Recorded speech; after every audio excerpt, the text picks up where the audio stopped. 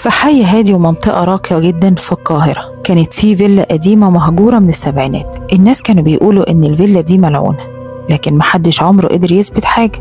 اللي اشترى الفيلا أخيرا كان رجل أعمال اسمه محمود، راجل دماغه واقعية جدا وما بيؤمنش بالخرافات ولا القصص الشعبية. قرر ينقل يعيش فيها مع مراته هدى وبنته صغيرة اسمها منى رغم تحذيرات الجيران.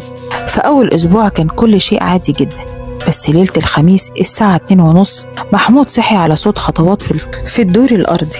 نزل بسرعة ومعاه عصاية حديدية، لكن ملقاش حد، والغريب إن باب البيت كان مقفول من جوه بالمفتاح. رجع عشان ينام، لكنه سمع مراته وهي بتصرخ من أوضة منى بنته. دخل بسرعة لقاها واقفة بتعيط، والبنت كمان قاعدة على السرير مبتسمة وبتقول: ماما ما تخافيش، هو بس بيلعب معايا. قالت لها: مين يا منى؟ قالت لها: الراجل اللي شعره مبلول. محمود مسك البنت وقال لها: مفيش راجل هنا، دي أوهام انتي بتتخيليها. لكن مراته لاحظت إن شعر بنتهم فعلا كان مبلول رغم إنها كانت نايمة. اليوم اللي بعده محمود لقى الباب الخلفي للفيلا مفتوح، وعلى الأرض آثار مية متوزعة لحد أوضة بنته. اتوتر جدا وقفل البيت وبدأ يشغل كاميرات المراقبة. بالليل قعد يتفرج على التسجيل، واللي شافه خلى الدم يجمد في عروقه. الساعة 2:30 بالظبط ظهر راجل جسمه شبه شفاف وشعره بينقط منه المية، وفضل واقف قدام أوضة بنته. بعد لحظات دخل لها الأوضة، وبعدها الكاميرا اتشوشت بالكامل.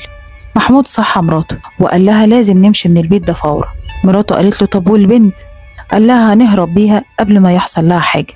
لكن لما دخل أوضة بنته عشان يصحيها لقوا السرير فاضي.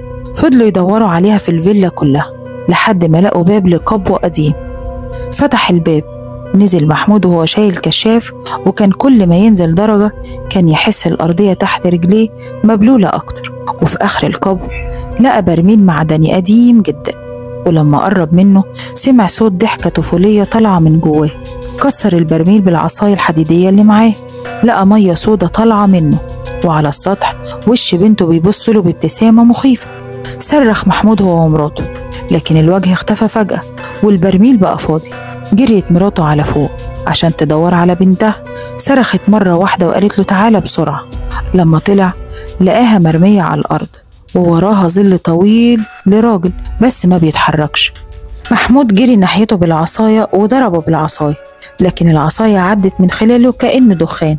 الظل اللي كان واقف بصله وقال له: أنا رجعت بيتي ومش هسيب بنتك تمشي.